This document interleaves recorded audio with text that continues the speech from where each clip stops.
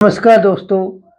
आज हम इस वीडियो में एक ऐसे शख्सियत के बारे में बताएंगे जो एक बहुत बड़े क्रांतिकारी, वीर और योद्धा और देशभक्ति की भावना से ओतप्रोत थे और जिनका नाम है सुभाष चंद्र बोस।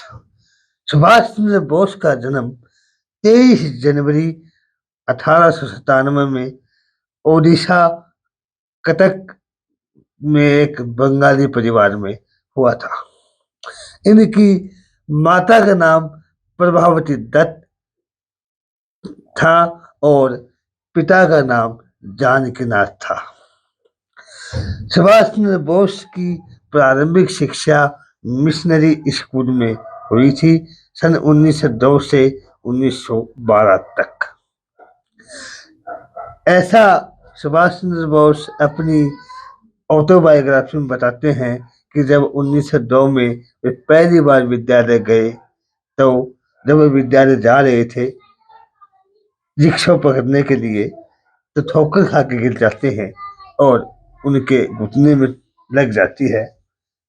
तो उनके माता पिता और भाई उनको कहते हैं कि आज आप विद्यालय मत जाओ, लेकिन इस बात से वह बड़े दुखी हो जाते हैं और पूरे दिन रोते हैं कि आज मैं विद्यालय नहीं गया, आज का दिन मेरा विद्यालय में नहीं बीता।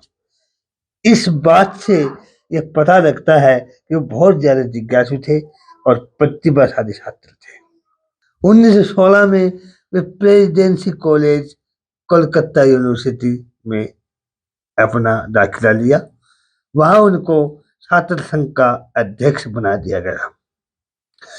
उस कॉलेज में मिस्टर ओ नाम के एक प्रोफेसर थे जो अंग्रेज थे और वे भारतीय स्टूडेंट्स के साथ अभद्र व्यवहार करते थे, क्योंकि वे अंग्रेज लोग कभी भी भारतवासियों को नीचे दिखाने से नहीं चूकते थे।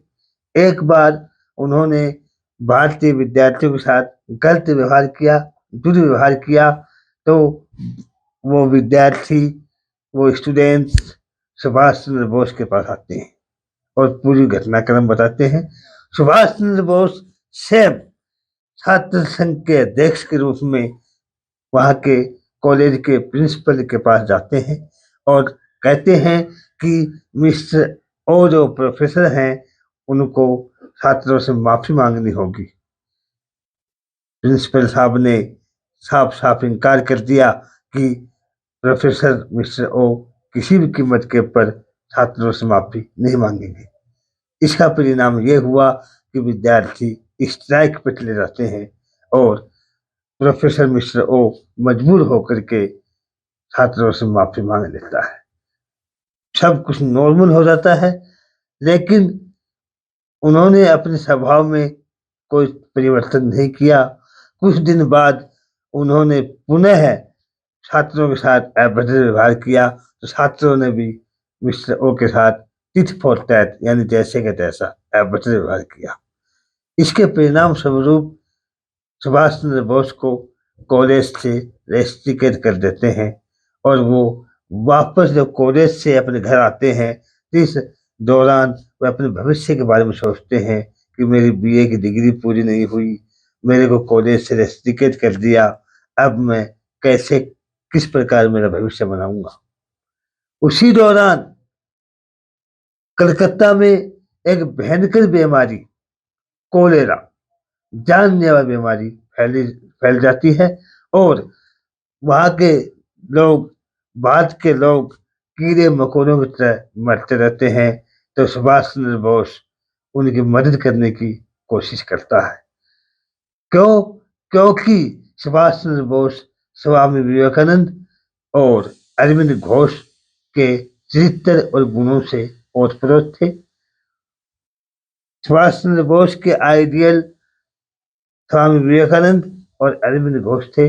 15 वर्ष की उम्र में स्वामी विवेकानंद की और अरविंद घोष की सभी पुस्तकें और सभी जीवनी उसने पढ़ ली थी। तो हम जानते ही हैं कि 15 वर्ष की उम्र में जो गुण, जो चीज हम पढ़ते हैं, जो गुण धारण करते हैं, वो चीज सदा हमारे जीवन में रहती हैं। और इसका परिणाम ये हुआ कि वो गुण, उनका चरित्र सुभाष चंद्र बोस के व्यक्तित्व के ऊपर छा जाता है और भारतीय स्वतंत्रता संग्राम में एक अहम भूमिका निभाते हैं। 1916 में उन्होंने स्कॉटिश चर्च कॉलेज में दाखिला लिया और 1919 में बीए की डिग्री पास कर लेते हैं। फिर उनके पिताजी और उनके भाई शरद चंद्र बोस उनको प्रेरित करते हैं कि आप आईसीएस की परीक्षा की तैयारी करनी चाहिए। आईसीएस इंडियन सिविल सर्विस, जो वर्तमान में आईएएस के नाम से जाना जाता है, और यूपीएससी के तहत उस परीक्षा को पास किया जाता है। तो उन्होंने अपने भाई और पिताजी के कहने पर आईसीएस की परीक्षा की तैयारी करनी शुरू कर दी और इंग्लैंड चले जाते हैं। 1920 में वे आईसीएस की परीक्षा पास करते हैं और चौथा स्थान प्राप्त करते हैं। लेकिन वे अंग्रेजों की नौकरी करना पसंद नहीं करते हैं और वो आईसीएस की नौकरी को ठुकरा देते हैं। पहले भारतवासी थे जिन्होंने एक आईसीएस की परीक्षा को ठुकरा दिया, नौकरी को ठुकरा दिया। क्यों? क्योंकि वे भारत की स्वतंत्रता को ज्यादा अहमियत देते थे नौकरी के बजाय। और 1930 में भारतीय अखिल भारतीय युवा कांग्रेस के अध्यक्ष बने। आगे चल के उन्होंने आजाद हिंद फौज का निर्माण किया और भारतीय जनता को देशभक्ति की भावना से ओतप्रोत करने के लिए कहा कि तुम मुझे खून दो, मैं तुम्हें आजादी दूंगा। और अंत में एक ऐसे शख्सियत जिन्होंने भारतीय स्वतंत्रता संग्राम में अपनी अहम भूमिका निभाई, आज मैं उनके जन्मदिन के ऊपर मैं उनको सत सत नमन करता हूँ, सत सत नमन करता हूँ। और भारतीय नागरिकों को, युवा पीढ़ी को एक संदेश देना चाहूंगा कि जिस प्रकार से सुभाष चंद्र बोस ने अपने जीवन को न्यौछावर कर दिया, अपने परिवार को न्यौछावर कर दिया, किसके लिए? केवल और केवल भारत की स्वतंत्रता के लिए। युवाओं, उठो, जागो और भारत की स्वतंत्रता, भारत की आन बान और शान के लिए अपने आप को न्यौछावर करना पड़े तो पीछे हटने की आवश्यकता नहीं है, क्योंकि हम भी सुभाष चंद्र बोस की संतान है। आशा करता हूँ ये मेरा वीडियो आपको अच्छा लगे तो इस वीडियो को लाइक करना, शेयर करना, सब्सक्राइब करना। जय भारत, जय हिंद।